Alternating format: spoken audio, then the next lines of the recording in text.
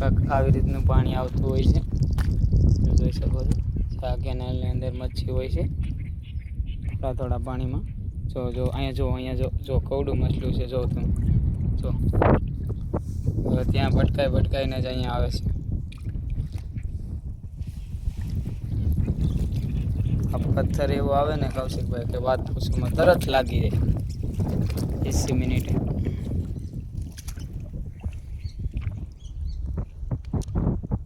ખાડીનું કાંઈક વ્યૂ આ રીતે આવે છે.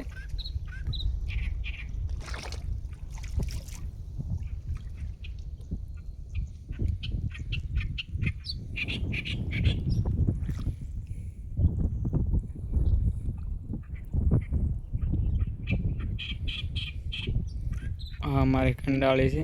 જો તમે અહીંયાથી મૂકેલી છે. હમણાં ત્યાં અમે કસલા માટે રહેવા દીધી છે.